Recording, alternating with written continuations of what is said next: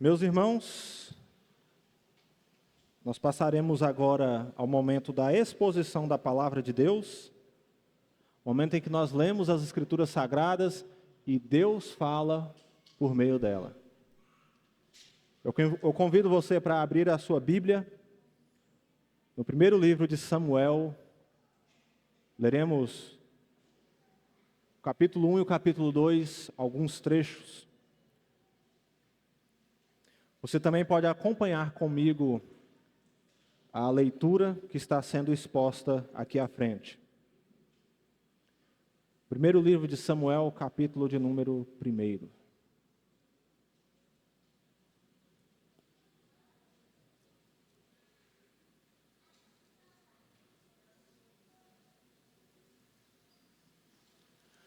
Nos diz assim o Senhor: houve um homem de Ramataim Zofim, da região montanhosa de Efraim, cujo nome era Elcana, filho de Jeroão, filho de Eliú, filho de Tou, filho de Zuf, efraimita.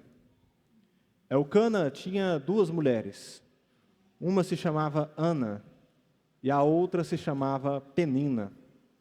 Penina tinha filhos, Ana, porém, não tinha. Agora vá comigo lá para o capítulo 2, versículo 1. Então Ana orou assim: o meu coração exulta no Senhor. A minha força está exaltada no Senhor.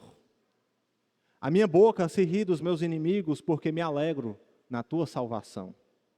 Ninguém é santo como o Senhor, porque não há outro além de ti. E não há rocha como o nosso Deus. Não se multipliquem palavras de orgulho, que não saiam palavras arrogantes da boca de vocês. Porque o Senhor é o Deus da sabedoria, e Ele pesa na sua balança todos os feitos das pessoas. O arco dos fortes é quebrado, porém os fracos são revestidos de força. Os que antes estavam fartos, hoje trabalham pela comida. Mas os que estavam famintos não têm mais fome. Até a mulher estéril tem 7 filhos, e a que tinha muitos filhos perde o vigor. O Senhor é quem tira a vida e quem a dá. Ele faz descer a sepultura e faz subir. O Senhor empobrece e enriquece, humilha e também exalta. Levanta o pobre do pó e tira o necessitado do monte de lixo, para o fazer assentar ao lado dos príncipes, para o fazer herdar o trono de glória. Porque do Senhor são as colunas da terra, e Ele firmou o mundo sobre elas. Ele guarda os pés dos seus santos, mas os perversos emudecem nas trevas da morte, porque o Senhor não prevalece pela força, porque o homem não prevalece pela força. O Senhor destrói os seus inimigos, dos céus troveja contra eles. O Senhor julga as extremidades da terra, dá força ao seu rei, e exalta o poder do seu ungido. Então Eucana voltou para a sua casa em Ramá. Mas o menino ficou servindo o Senhor diante do sacerdote Eli. Meus irmãos, nós estamos em uma série de sermões em 1 e 2 Samuel, no qual este é o segundo sermão daquilo que nós estamos chamando de ascensão do reino. Porque a ascensão do reino é um tema que resume a história de 1 e 2 Samuel. Pois esses dois livros se concentram na história do estabelecimento da monarquia em Israel. Nós vimos que Israel já havia se estabelecido em Canaã, embora não houvesse conquistado todo o território determinado por Deus nas batalhas lideradas por Josué. E isso produz a sensação de que Israel era um projeto de nação a ser acabado. Em meio a isso, Israel possui alguns desafios para resolver. Primeiramente, Israel é uma sociedade com pouco entendimento de unidade. Então nós vemos que as 12 tribos haviam se estabelecido nas regiões partilhadas por Josué, mas haviam abandonado a tarefa primordial de expulsão dos povos cananitas da terra. Outra coisa é que a nossa história começa no período dos juízes. E a frase que emoldura essa época é o versículo final de Juízes. Naqueles dias não havia rei em Israel. Cada um fazia o que achava mais certo. O que nos traz aqui duas informações. Israel, no tempo de Samuel, não é uma monarquia organizada, porque se entendia que Deus era o rei do seu povo. E, de certa forma, essa leitura de que não havia rei, na verdade, é um tipo de anseio nacional para que a forma de governo fosse mudada. Em contrapartida, Israel era uma nação extremamente imoral. Poucas décadas de estabelecimento na terra foram suficientes para que o povo se corrompesse com as práticas de culto pagãs. Então, não será incomum, já nesse período, que haja hebreus adorando divindades cananitas. Não bastasse um culto idólatra, a moralidade de Israel era baixa. Os hebreus eram infiéis e possuíam uma ética distorcida, pois nós vemos vários juízes fazendo votos impensados, histórias vexatórias, e a imoralidade é tão grande a ponto de ter crimes de violência coletiva acontecendo entre as tribos. Era um verdadeiro caos que reinava. Ao passo que Israel alimentava a expectativa por um rei, Samuel nos mostra, irmãos, que a ascensão do reino de Deus era a verdadeira esperança para Israel, não o estabelecimento de uma casa política. Porque, acima de tudo, Israel precisava, na verdade, de salvação de Deus. Então, a grande história que está sendo contada nos livros de Samuel é a história da ascensão do reino. Mas não é um reino político e institucionalizado que nós estamos falando. Nós estamos falando da soberania de Deus em reger a história para salvar pessoas. E é nesse contexto que se torna importante a história dessa mulher chamada Ana. Como nós veremos, essa narrativa é um tipo de miniatura, um retrato da história da salvação. Porque nós vemos uma mulher improvável ter um filho improvável, o qual será instrumento de Deus para a redenção e libertação do seu povo. Então, no contexto caótico de imoralidade dos tempos de Samuel, a história de Ana mostra para nós que o Senhor Deus provém salvação ao seu povo, apesar dos pesares. Ele olha para os fracos e os humilhados e ele redime os seus corações amargurados. Portanto, meus irmãos, hoje é um sermão no qual nós vamos falar sobre a redenção de Deus para corações aflitos. Porque o reino de Deus é um reino para corações quebrados. Talvez você seja como Ana, infectado por uma doença espiritual chamada amargura, aflição de coração, abatimento ou tristeza. Mas se você confiar no Senhor, há redenção para o seu coração aflito e caído. A ascensão do reino não começa com grandes histórias, nem com batalhas de heróis ou nos salões de um palácio real. A nossa história começa da maneira mais comum que poderíamos imaginar. Ela começa numa casa em Ramá com uma família. É dito que um homem de Ramataim Zofim, chamado Eucana, subia ano após ano para adorar e sacrificar ao Senhor. Mas esse não era um homem qualquer. Ele é alguém de grande prestígio e de linhagem reconhecida. Elcana é apresentado a nós como os grandes filmes apresentam os reis. Ele é filho de Jeroão, filho de Eliú, filho de Tou, filho de Zufi, efraimita. Efraim, como nós sabemos, era a tribo mais próspera das casas do norte. Não é à toa que o seu nome significa fertilidade em hebraico. Efraim possuía uma relevância tão grande que os profetas Isaías e Oséias chegam a chamar o reino do norte pelo seu próprio nome. E Eucana, aparentemente, aparece somente aqui neste capítulo, mas ele é tratado como sendo um homem piedoso, pois ano após ano ele sobe para o tabernáculo do Senhor a fim de lhe oferecer sacrifícios. Então ele vai até Siló. Siló era uma cidade histórica no enredo de Samuel. É dito que ela fica no norte de Betel, do lado do nascente do sol, conforme os registros de Juízes. Ela é importante porque foi em Siló que Josué montou acampamento para distribuir a terra prometida entre as tribos de Israel. Além disso, desde os tempos de Josué, Siló é o local onde a casa do Senhor foi estabelecida. Os levitas armam o tabernáculo em Siló, e os sacrifícios e culto ao Senhor passam a ser realizados ali. Agora, não pense que Siló, por ser o local da casa do Senhor, fosse um lugar apenas de boas memórias e calmaria. Siló era uma marca do fracasso de Israel em ser um reino de sacerdotes, porque não havia zelo pela glória do Senhor ali. Eis algumas razões para nós dizermos isso. Pouco tempo antes da história de Samuel, acontece um dos episódios mais sombrios da história de Israel. Juízes nos conta a história de uma mulher que é violentamente morta e abusada em Gibeá, na tribo de Benjamim. E aquela situação foi tão abominável que as tribos de Israel formam um conselho para discutir o crime horrendo que havia acontecido. E a decisão foi que os benjamitas deveriam entregar os culpados por tal crime. Porém, eles não aceitam isso, eles se recusam. E uma série de batalhas acontecem. Os benjamitas são quase extintos de Israel. Poucos homens sobrevivem. E para acentuar a gravidade disso, as demais tribos de Israel juraram que não dariam suas filhas por esposas aos benjamitas. Os israelitas lamentam essa situação. No entanto, a sua sugestão não será das melhores. O Conselho de Israel sugere aos benjamitas que aproveitem o festival que acontece em Siló para sequestrar as donzelas que dançavam e tomá-las como esposas.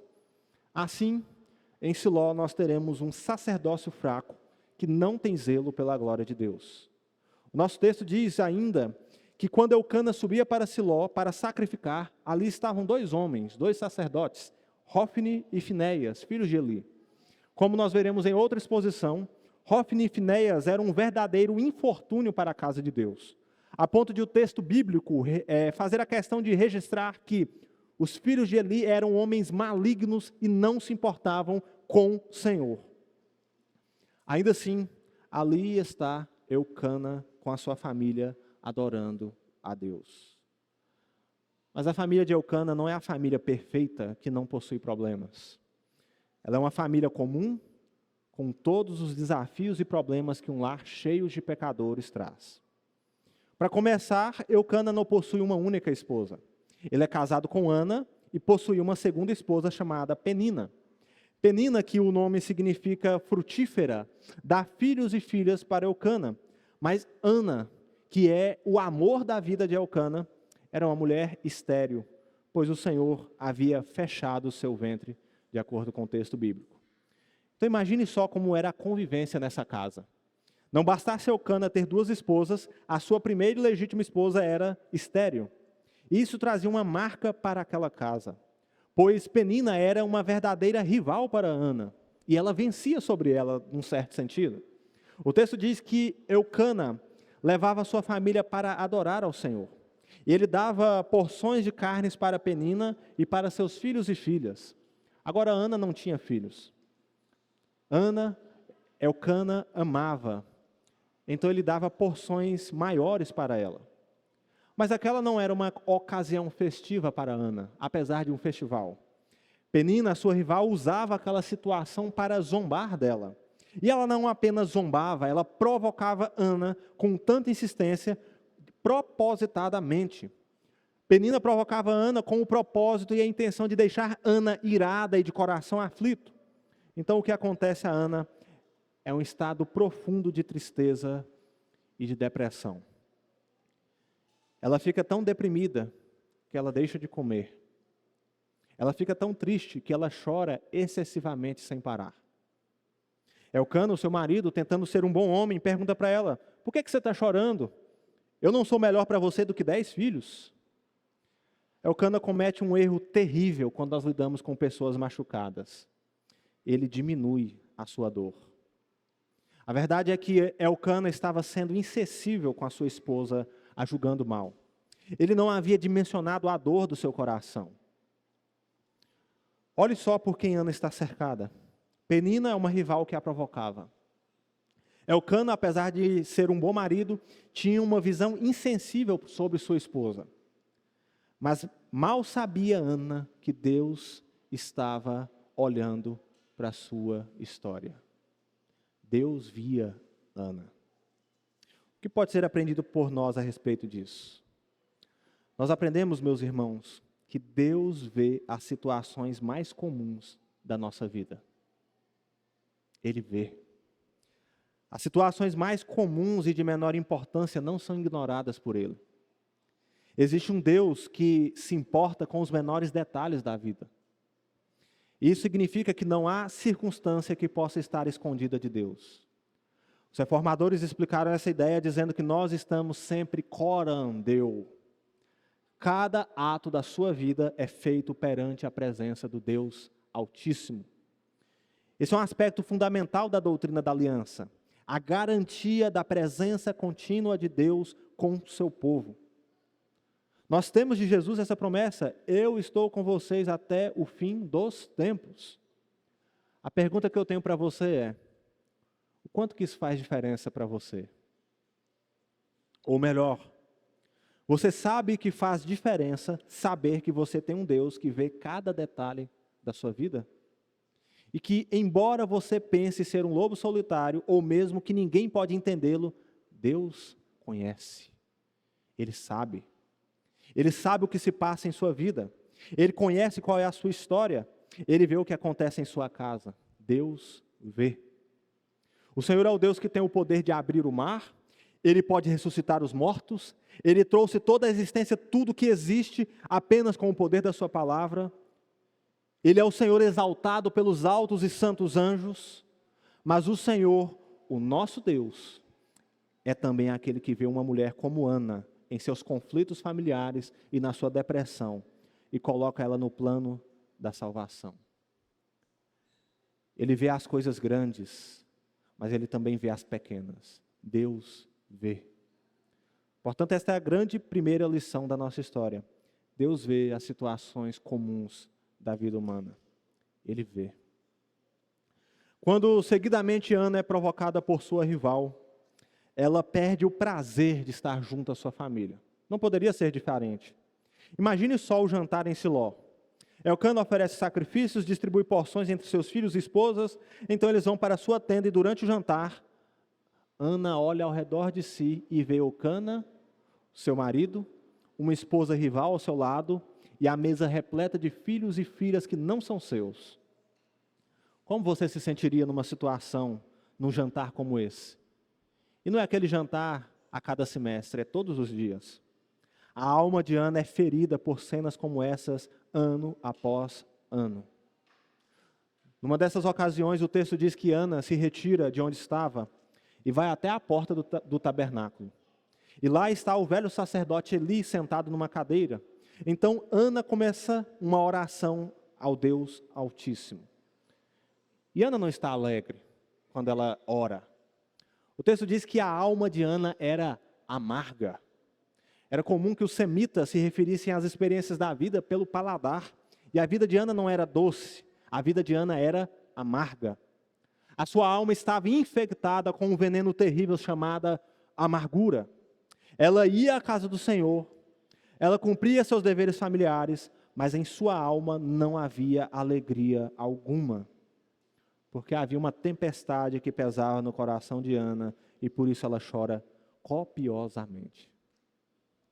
Ana é alguém de coração endurecido. Ela mesma diz ser uma mulher de espírito atribulado, pois aquela não era uma situação ocasional ou passageira. Ana estava realmente desolada diante de Deus. E quando seu coração já não suporta mais, desesperadamente ela decide fazer um voto ao Senhor.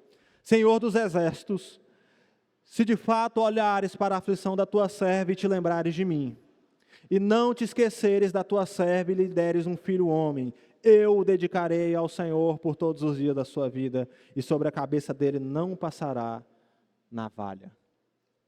Ana está aos frangalhos. Ela ora tão intensamente, os seus lábios se movem, mas ela fala somente no seu coração. Ela grita com a alma, mas a sua voz não podia ser ouvida. O velho sacerdote olha para aquela cena e desdenha de Ana. Ele pensa que Ana está embriagada. E como quem quer demonstrar rigorosamente zeloso, ele repreende ela. Até quando você vai ficar embriagada? Trate de ficar longe do vinho, Ana. Pela segunda vez, Ana é tratada com insensibilidade. O sacerdote não enxerga a dor dela e ele a repreende como se ela fosse uma mulher mundana. Isso não soa apenas como uma repreensão. Ana se sente tão ofendida que ela diz para Eli não a confundir com uma filha de Belial. Ou em outras palavras, Ana estava dizendo para Eli, eu não sou uma mulher da vida. E aí nós vemos Ana dizer uma das declarações mais belas e profundas que os servos de Deus podem dizer: eu estava derramando a minha alma diante do Senhor. A sua oração não era da boca para fora. A sua súplica foi tão sincera que a aflição e a ansiedade da sua alma podia ser vista pelo Senhor. Existem pessoas que guardam seus sentimentos enterrados dentro de si, e é quase impossível saber o que ela está pensando ou sentindo. Mas ao ver Ana, você poderia saber exatamente o que estava no seu coração. Ana fala e o sacerdote entende. Ali estava uma serva do Senhor que derramava seu coração, a sua alma amargurada. E agora, com mais cuidado em suas palavras, Eli diz a ela: vá em paz, e que o Deus de Israel lhe conceda o que você pediu. Meus irmãos, nós temos aqui a segunda grande lição da nossa história. Os servos de Deus oram quando seus corações estão amargurados. Oram de verdade. Note que Deus não apenas vê as nossas vidas, Ele considera também as nossas emoções. Pois bem-aventurados os que choram, porque serão consolados. Ele não ignora a dor dos seus servos, muito pelo contrário. Talvez o grande desafio seja de os servos de Deus entenderem que tem um Pai nos céus que está disposto a ouvir as suas aflições. Ana nos ensina, irmãos, que nós precisamos ser mais dedicados à oração. Os salmistas nos ensinam isso. Você tem a liberdade de chorar diante de Deus porque Ele ouve. Foi o Senhor quem disse por meio de Jeremias: vocês me invocarão, se aproximarão de mim em oração e eu os ouvirei. Então você precisa entender uma coisa: a alma aflita só tem um remédio para a sua dor: a oração. Isso significa que nossas orações não podem ser como esqueletos sem carne. São as nossas dores e experiências que dão vida às nossas orações. Os ímpios, quando estão amargurados, eles esbravejam, eles batem, eles maldizem, eles esperneiam. Mas os servos de Deus, quando estão amargurados, derramam as suas almas diante do Senhor em oração. A pergunta que eu tenho então é: o que você tem feito a respeito das suas aflições? Você as tem ignorado? Pois saiba que você tem negligenciado o dever de as levar em oração a Deus. Ou será que você não quer falar sobre isso? Então eu preciso te advertir que amarguras não tratadas envelhecem mal no coração. Isso apodrece. Porque na raiz da amargura está o pecado da incredulidade. No fundo, você pode até estar duvidando que Deus é gracioso e bondoso para você, porque cultiva em si um coração amargurado.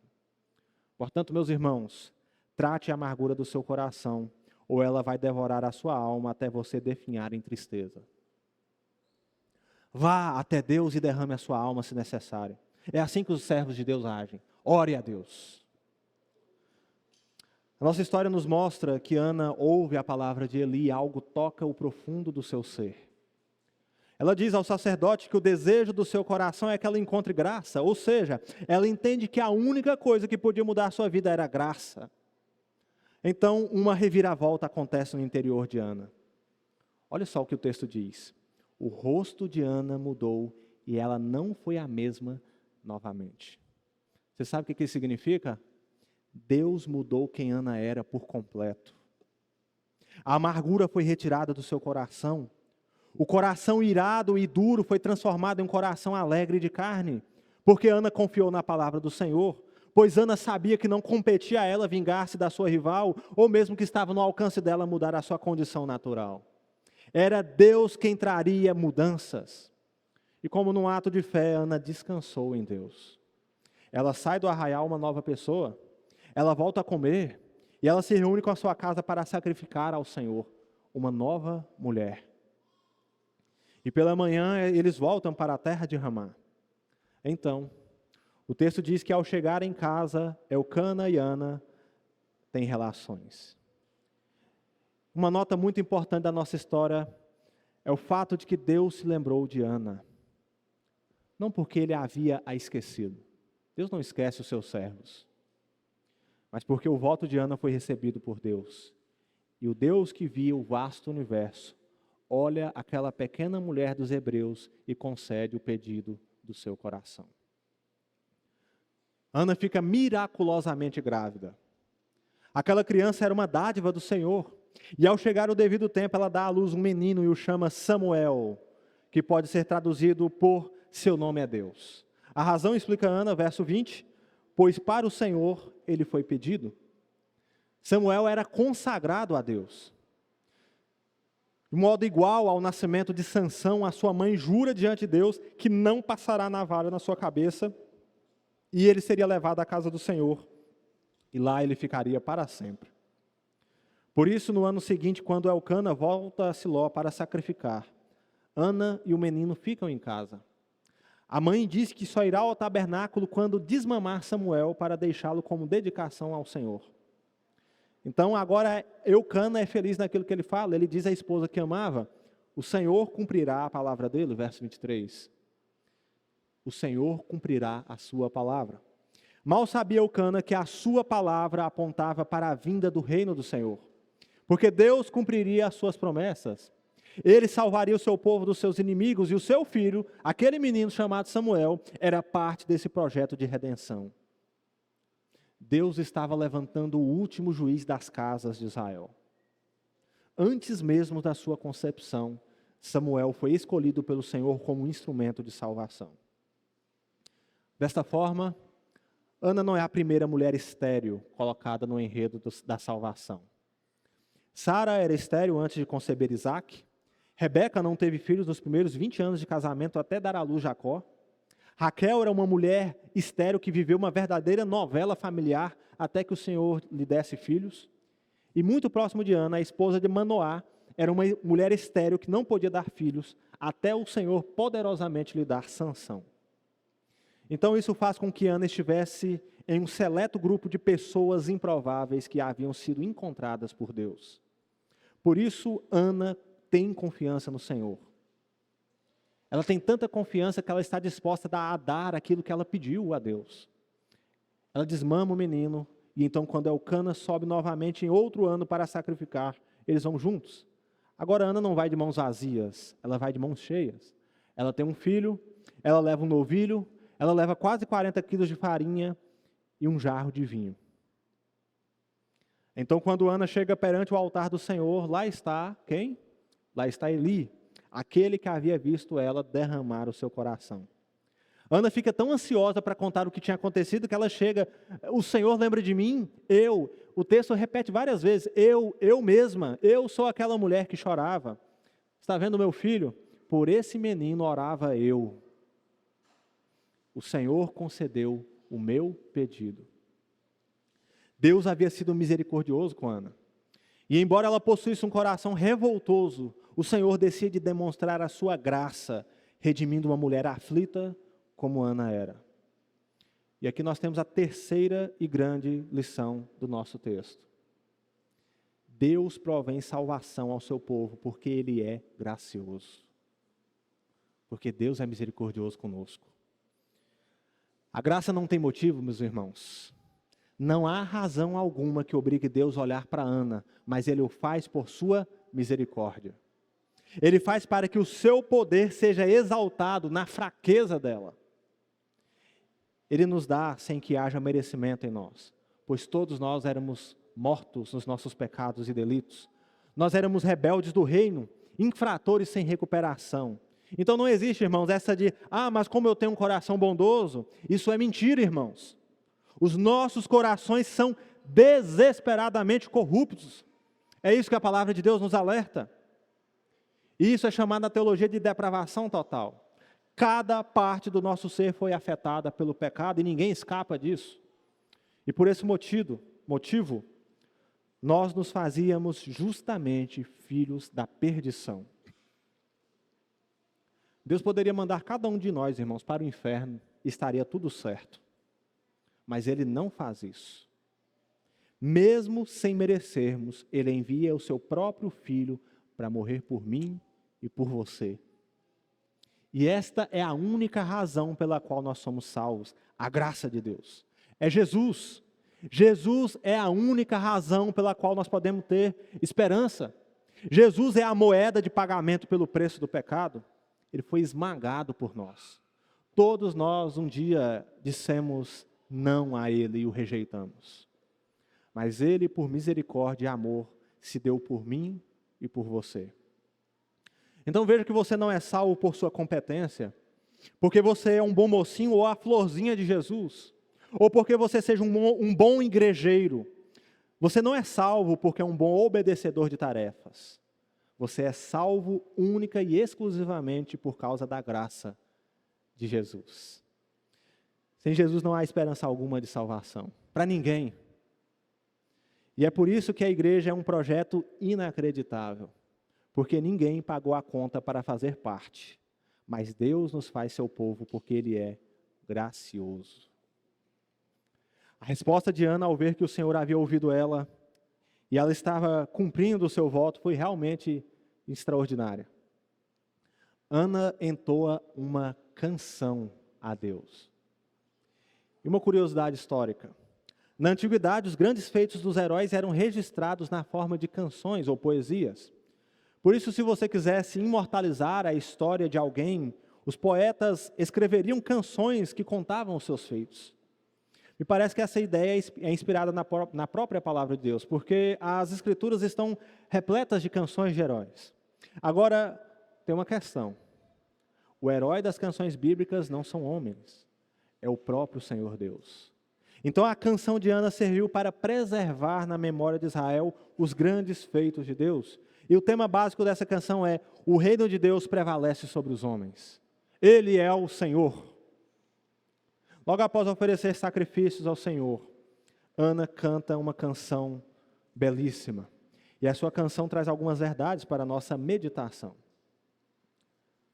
A primeira delas é a realidade do plano salvífico de Deus. A canção de Ana é um cântico porque ela está alegre.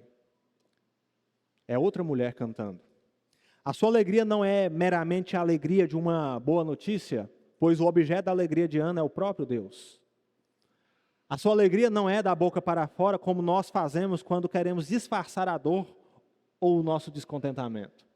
A sua alegria é verdadeira, pois foi originada no coração. Por isso ela diz: o meu coração exulta no Senhor. Ana foi tomada por alegria, não apenas em razão da bênção concedida por Deus. É claro que ela está feliz por Samuel.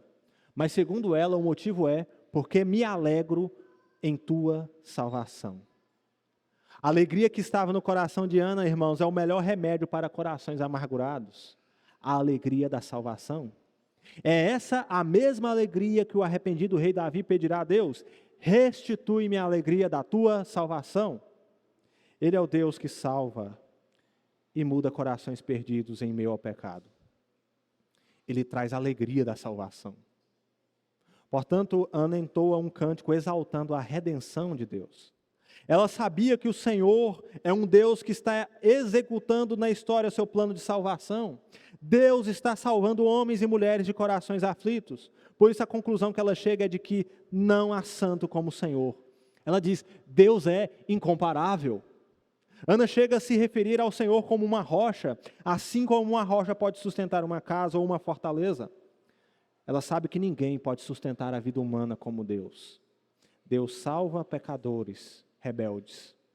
E Ele o sustenta na palma das suas mãos. Mas Ana ainda entoa uma outra verdade. Os orgulhosos não prevalecerão no reino, pois Deus zela pela sua própria glória.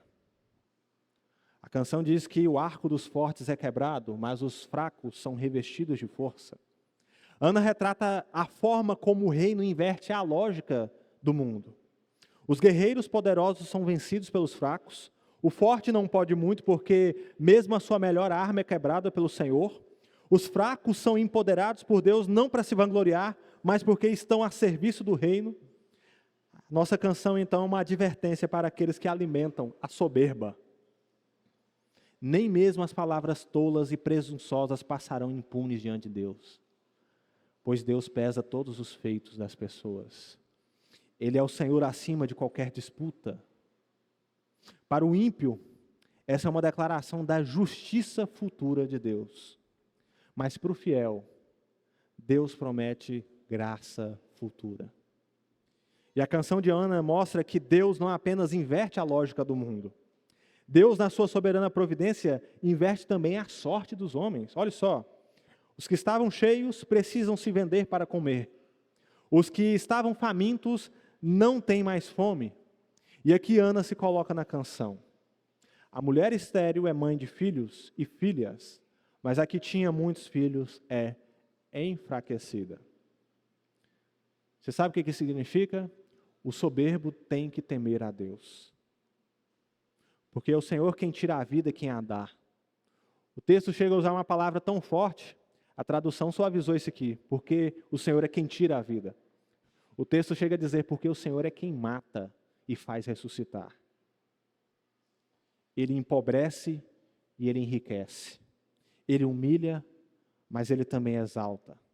Os pobres são honrados e a razão para isso é que Deus firmou o mundo.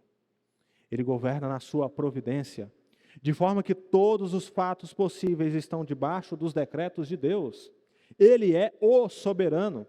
E como já nos disse Abraham Kuyper, não há um centímetro sequer no universo que ele não possa dizer, é meu. A conclusão de Ana sobre essa verdade, meus irmãos, é que o soberbo não deve alimentar por muito em seu coração o entendimento de que ele se basta.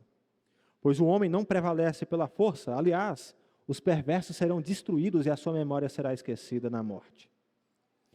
Agora o verso 10 do capítulo 2 nos dá um entendimento mais claro sobre a natureza do reino. Uma tradução particular da canção diz: o Senhor despedaça os que contendem contra ele. Nos céus faz trovejar. Ele julgará os confins da terra. O Senhor concedeu força ao rei. Ele exaltou com poder o seu Messias. Em outras palavras, Ana está dizendo que o reino de Deus é regido pelo seu Messias, que julgará a terra. Olha só a importância disso. A canção de Ana é uma declaração de esperança para o povo. Porque a sua vida está num quadro maior chamado História da Salvação. Todos os inimigos que enfrentam o reino de Deus serão despedaçados. A redenção de Ana, portanto, era uma miniatura do que Deus estava para fazer a Israel. Deus vai prover salvação para o seu povo, e Ele fará isso por meio da força do seu rei, o seu Messias. Isso aqui é um demonstrativo para Israel, que embora Deus permitisse um rei humano entre o povo, o libertador final era o Messias. E assim nós aprendemos, meus irmãos, a quarta e a última grande verdade da nossa história. Deus protege a glória do seu reino. Ele não divide a sua glória com ninguém, e nem mesmo deixará que seus inimigos zombem de si. Os salmistas dizem que o Senhor está vestido de majestade e esplendor. Ana canta dizendo que Deus julgará toda a terra. O apóstolo João, quando tem uma visão do trono de Deus, nos fala que do trono do Senhor saem trovões e diante dele há algo como um mar de vidro. Todos os seres viventes terão de prestar contas a esse Deus, porque Ele protege a sua glória. No fim, meus irmãos, isso nos mostra que as lamúrias e dilemas da vida humana não são resolvidas com a restituição do que é nosso por direito, porque nós não temos direito a nada. Ou que nós sejamos o coração do universo. Existe alguém maior que nós. E por isso nós deveríamos estar mais preocupados com a glória desse Deus e a submissão do nosso coração. Um Deus que protege a sua glória. Você ouve isso, como que isso te impacta? Talvez nós devêssemos pensar que isso torna a vida mais leve, pois o peso do mundo não está sobre as nossas costas e nem mesmo compete a nós, meus irmãos, trazer juízo às pessoas. O nosso Deus, o meu Deus, o seu Deus, está comprometido com a glória do seu reino. E isso muda tudo para nós. Não pensem então que o sofrimento não é visto ou que a humilhação permanecerá para sempre, pois bem-aventurados os pobres em espírito, porque deles é o reino dos céus. Nós servimos o Deus que nos ensina que tudo o que acontece em nossas vidas resultará na glória do seu nome. E a nossa herança é esse reino glorioso, porque Deus é bom para nós. Ele é Deus e não nós. Deus vê as situações ordinárias da vida humana, meus irmãos. Os fiéis oram quando os seus corações estão amargurados. Deus provém salvação ao seu povo porque Ele é gracioso e é Ele quem protege a glória do seu reino. Ele é Deus e não nós. A que conclusões práticas nós podemos chegar, portanto? Deixe-me fazer algumas ponderações. Primeiramente, irmãos, a nossa percepção da vida deve ser nutrida da graça de Deus. Os hebreus eram muito felizes em descrever a vida em termos de sabor, porque uma pessoa pode muito bem ter um entendimento amargo da vida. A graça, portanto, é o santo tempero que nos ajuda a visualizar nossas experiências de uma outra forma. Então, se o seu coração tem sido pesado e amargo, você precisa de algumas gramas da graça para te ajudar a viver melhor a vida. E isso quem dá é Deus. Mas veja, existem pessoas que alimentam seus corações com amargura. Elas põem diante de si o desejo de vingança e a ira e não abrem mão disso. Meus irmãos, nós precisamos nos arrepender desse tipo de disposição, porque é pecado. Pois só a graça de Deus pode dar sentido de vida para pecadores abatidos. E se você entender isso, aquilo que o salmista diz a nós fará muito sentido para você. Porque a tua graça é melhor do que a vida. Os meus lábios te louvam. Assim, meus irmãos, pessoas com percepções nutridas pela graça são diferentes. A misericórdia e a bondade de Deus são mais claras. E inevitavelmente isso nos moverá a sermos graciosos também com as pessoas. Não amargos, não azedos. Segundo, nós precisamos contrabalancear o sofrimento com pesos da glória. Um difícil dilema para a vida cristã, irmãos, é como nós lidamos com o sofrimento. Como que você lida? A nossa tendência é a agir nas extremidades. Ou nós exaltamos a dor e nos vitimizamos, ou nós diminuímos a dor e nos tornamos insensíveis às pessoas. Então é como se tivéssemos no nosso coração uma balança em que pesamos o sofrimento que na verdade está desequilibrada. Mas nós lidamos melhor com o sofrimento, meus irmãos, seja o nosso ou das outras pessoas, quando nós sabemos contrabalancear as experiências da vida. De forma que nós não queremos elevar a nossa percepção sobre a dor além do que é necessário, mas ao mesmo tempo nós não desejamos diminuir o sofrimento a ponto de desconsiderá-lo. Porque Deus não desconsidera o nosso sofrimento. Ana nos ensinou isso. Assim nós precisamos de pesos da glória que equilibram a balança. Em essência, isso significa que termos Cristo diante dos nossos olhos, quando lidamos com a dor, faz toda a diferença. Nós precisamos nos lembrar que nós temos em Jesus nossos pecados perdoados e por isso a sua presença conosco é uma garantia de refrigério para a alma. E não apenas isso, Jesus nos levará pelas mãos a um futuro sem dor, em que não haverá mais lágrima ou dor, nem doença ou morte. É promessa dele. Portanto, faça seu sofrimento conhecido diante de Deus por meio da oração. Lembre-se que Deus trará justiça futura sobre cada ato perverso. A injustiça não passará impune. Saiba que o Senhor é Deus, a sua presença na jornada é real. E por isso, no final, embora nós soframos, nós seremos redimidos, pois há um propósito maior de alegria eterna para nós, quando nós descansamos em Jesus. E em terceiro e último lugar, a igreja deve ser um reino de perdoadores.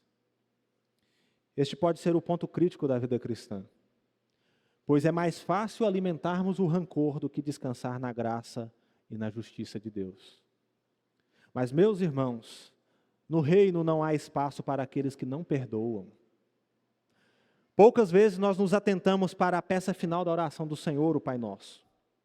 Se você lembrar, Jesus nos ensina a suplicar o perdão do Pai, assim como nós também perdoamos. Mas no final ele retoma esse argumento e traz uma advertência temível sobre Deus. E Jesus então diz, olha só, abre aspas, porque se perdoarem aos outros as ofensas deles, também o Pai de vocês que está no céu perdoará vocês. Se, porém, não perdoarem aos outros as ofensas deles, também o Pai de vocês não perdoará a ofensa de vocês. Pesado isso. Foi confiado a nós, irmãos, o ministério da reconciliação. Só há paz e reconciliação onde há perdão. Perdão é uma ordenança divina, não é uma escolha para nós fazermos quando nós nos sentirmos mais confortáveis. Perdão é abnegação, é abrir mão do que achamos ser nosso por direito. Então lembre-se disso. No reino só existem pessoas que foram perdoadas, mas que também sabem que, tendo o perdão de Deus, agora elas também precisam exercitar misericórdia. Elas perdoam. Graça, misericórdia, bondade. É isso que se espera da igreja do Senhor Jesus Cristo. Oremos a Deus.